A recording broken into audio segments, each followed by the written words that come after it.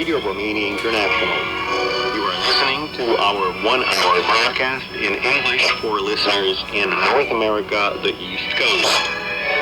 We can also be heard on the internet in WMA, MP3, and AAC Plus formats at www.rni.ro, Channel 1. You can also find us on Facebook, Twitter, Google+, Flickr, Pinterest, Instagram, LinkedIn, and SoundCloud. We wish you good reception conditions.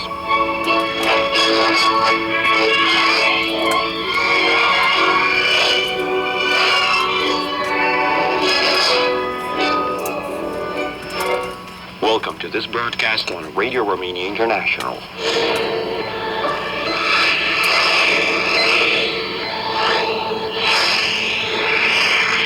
Radio Newsreel.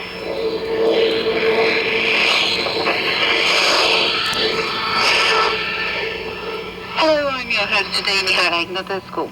Coming up in the program, first the news. Then we bring you a report on NATO's command center recently opened in Romania. Later in Radio Newsreel, we bring you an update on the Georgianescu Music Festival on the way in Bucharest. Now here is the news with Diana Vigil.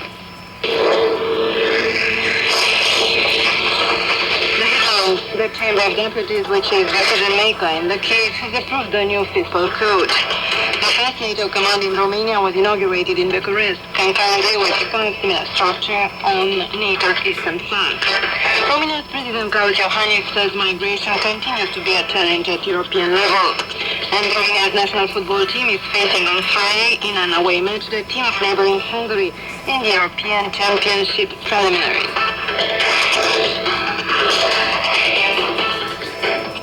Romanian deputies have voted in favor of the new fiscal code after senators adopted the document on Tuesday.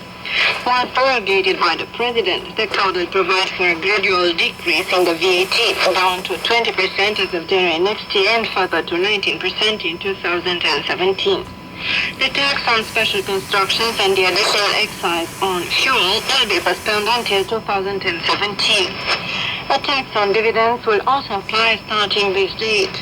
The code also provides for a surcharge of all abandoned buildings and plots of land in built-up areas starting January 2016.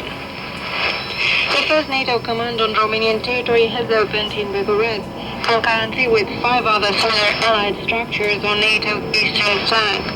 These centers are part of NATO's process of adapting to security developments. The NATO Force Integration Unit is one of the 2 allied structures that will operate in Bucharest.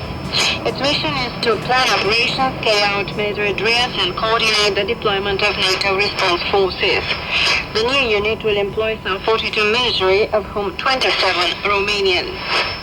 President Klaus Iohannis said on Thursday at a meeting with Romanian ambassadors accredited abroad that migration continues to be a challenge at European level.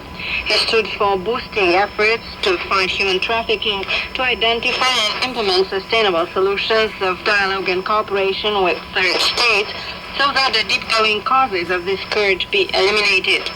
In another move, the president drew attention to the fact that Romania will have to cope with complex challenges, and the Romanian diplomacy will have major responsibilities in that respect. He reiterated Romania's support for the territorial integrity and sovereignty of neighboring Ukraine and underlined anew the unacceptable infringement of the international law by the annexation of the Crimean Peninsula by the Russian Federation. Romanian Foreign Minister Bogdan Aurescu said on Thursday that Jordan is an oasis of stability in the extremely complicated context in the Middle East and serves as a model for the countries in the region by promoting peace, security and stability.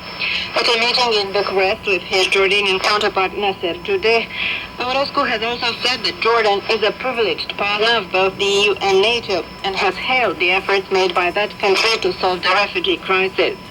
In turn, the Jordanian foreign minister has said his country is facing multiple challenges. We should oppose terrorism, extremism, and educate the youth to reject such ideas in order not to become vulnerable to the radical movement's propaganda, he has also said. Alongside the foreign ministers of Poland, Slovakia, and Norway, Nasser Judeh is one of the special guests of the annual meeting of the Romanian diplomacy, which is traditionally held every year in early autumn. Romanian Social Democrat Prime Minister Victor Ponta on Thursday went again to the National Anti-Corruption Directorate, which has started a criminal investigation against him on corruption charges. Ponta said the meeting with the case prosecutor took place at his request. On June the 5th, prosecutors started criminal investigation against Ponta for having forged documents for accessory to tax evasion and money laundering. These allegations relate to his past work as a lawyer. In the same case, Ponta is prosecuted for conflict of interest while acting as Prime Minister. In July, the prosecutors placed Ponta's assets and real estate property under sequester.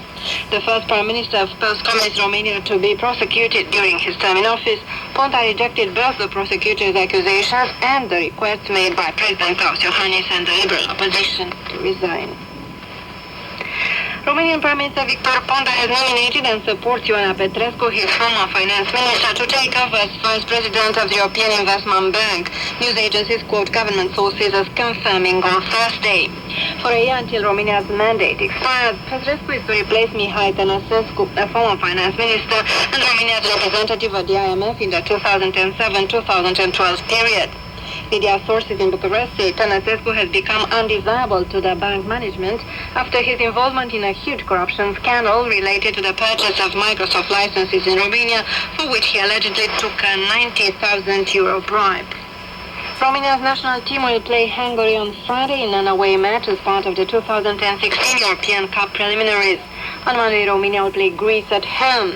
After 4 wins and 2 draws in 6 games, Romania is the leader of Group F with 14 points, followed by Northern Ireland with 13 points and Hungary with 11.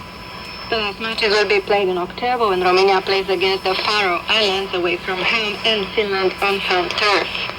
Also on Friday, Romania's under-21 team will play on home turf in the central Romanian city of Târgu against Bulgaria as part of the 2017 UEFA European U21 Championship qualifying competition. Romania's national rugby team will meet Tonga's squad in Bucharest on Saturday in the last test match ahead of the Rugby World Cup during Great Britain. Romania is part of Group D alongside France, Ireland, Canada and Italy. The matches of the group will start on September the 18th. And that's the news. This is Radio Newsreel on Radio Romania International.